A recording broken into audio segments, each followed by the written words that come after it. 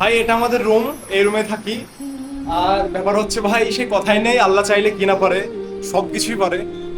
এখানে দেখতে পাচ্ছ উইন্ডোর ধারে একটা গাছ, যেটা আমি জুম করে দেখিয়ে দিই। এটা হচ্ছে জামের গাছ, বাট জামের গাছটা অনেকটাই দূরে, অনেকটাই দূরে। এবার আমি বললাম কেন যে আল্লাহ চাইলে কি না পারে, কারণ ভাই এই জামের গাছটা দেখানোর একটা কারণ হচ্ছে যে এই জাম গাছটাতে অনেক জাম ধরেছিল, বাট ভাই আমার পারার কোনো সুযোগ ছিল না যে জামগুলোকে কি করে পারবো। নিচে বস্তি এরিয়া, নিচে মানে অ্যালাউ নেই গাছে চড়া, নাহলে পারা যেত। সেই জন্য আমি ভাবতাম যে এই জামগুলো কি করে খাওয়া যায়। ভাই কিন্তু বলে না যে তুমি কিছু চাইলে, মন থেকে কোনো জিনিসই চাও, সেটা ভাই মানে তোমাকে পাওয়ানোর জন্য মানে এই পুরো কায়নাত এক হয়ে যায়, সেই কথাই মানে ধরতে গেলে আল্লাহ চাইলে কি না পারে। ভাই এখানে যে ডালগুলো আছে, এখানে এই ডালগুলোতে কিছু ছিল না, মানে একটা জাম কি একটা মুকুল তাও ছিল না। আর ওই দূরে যে ডালগুলো দেখছো, সেই ডালগুলোতে কিন্তু ভাই জাম পুরো পেকে গিয়েছিল। আমি তখন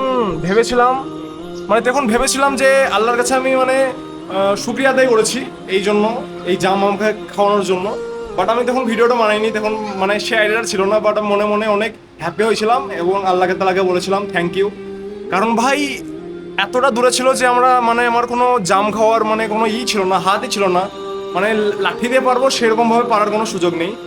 বাট এখানে যে জামগুলো দেখছো ভাই, ওই জামগুলো মানে যখন পেকে পড়ে যায়, অনেক কাঁচা কাঁচা জাম ছিল তার সত্ত্বেও, তারপরে জামগুলো যখন পেকে পড়ে যায়, পেকে মোটা হয়ে যায়, তখন একদিন হঠাৎ করে দেখছি ভাই এই যে জামগুলো দেখতে পাচ্ছ কাছে, এরকম ভাবে এইখানটাতে অনেকগুলো মকুল এসেছিল।